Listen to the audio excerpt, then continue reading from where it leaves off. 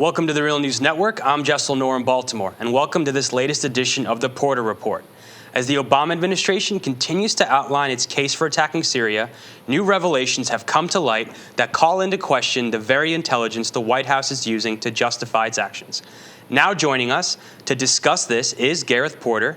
He's a historian and investigative journalist on U.S. foreign and military policy. He writes regularly for the Interpress Service, and he received the UK-based Gellhorn Prize for Journalism in 2011 for his articles on the U.S. war in Afghanistan. His new piece published today in IPS is Obama's Case for Syria Didn't Reflect Intel Consensus. Thank you so much for joining us, Gareth. Thank you, Jessel. So, Gareth, what do you know and how do you know it?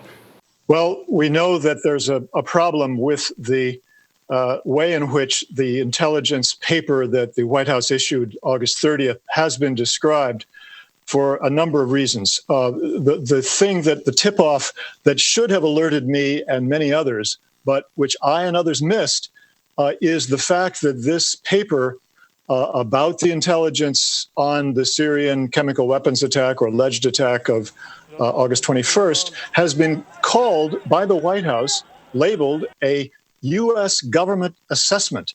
Now, that raises a very fundamental question. Why would the White House call a paper that's supposed to represent the intelligence community's perspective or their analysis of this intelligence a U.S. government assessment?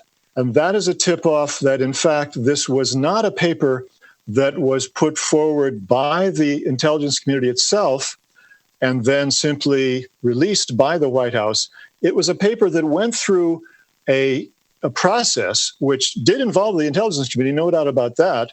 They undoubtedly submitted their analyses, various intelligence agencies, the CIA, the DIA, and the 14 others, to the Office of the Director of National Intelligence, James Clapper.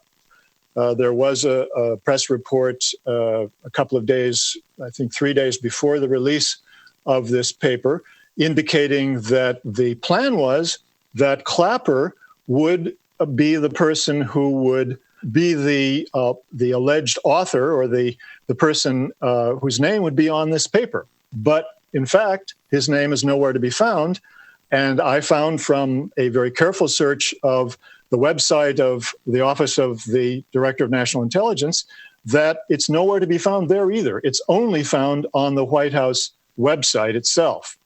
And incidentally, when I called the Office of the Director of National Intelligence for this story on 3 successive days, a number of phone calls as well as an email, I could get no response whatsoever from them. And it's very clear they were refusing to talk to me about this. So this is the first clue that this was, in fact, a White House product in the end, that the White House had the final say over what was included in the product and not the Director of National Intelligence, not the CIA director or any of the other top officials of the intelligence community. So, Gareth, you talked to many former intelligence and government officials. One unnamed official you quote said this demonstrates the cherry picking of intelligence in this lead up to the possible attack on Syria.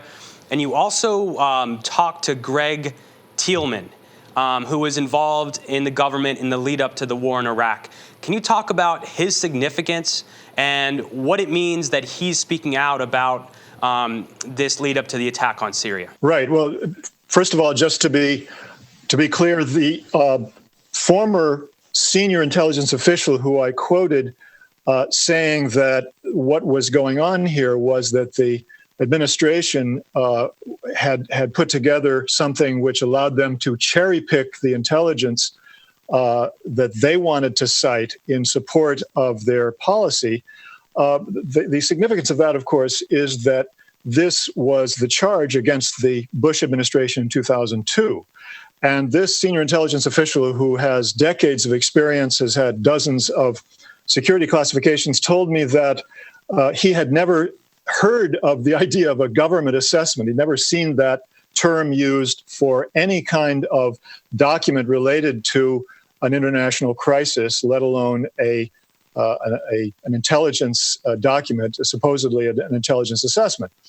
And what when I asked Greg Tillman about this, he said he agreed that there was something that was quite puzzling about this. He did not understand. He'd never himself seen the use of such a term, and thought that it was strange, and therefore he confirmed what the unnamed former senior intelligence official had said to me.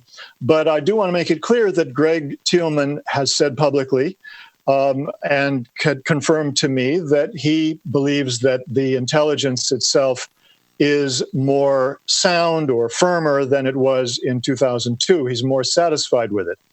I disagree with that based on a very detailed analysis of what the White House did in fact cite in support of its plan to attack Syria in that August 30th paper. But he, on one hand, admits that there's something not quite right about it, but he's not ready to say that the same thing, that this means that the White House has cherry-picked the intelligence. And can you just give us a little background on Thielmann and his involvement in the State Department in the lead up to the war in Iraq?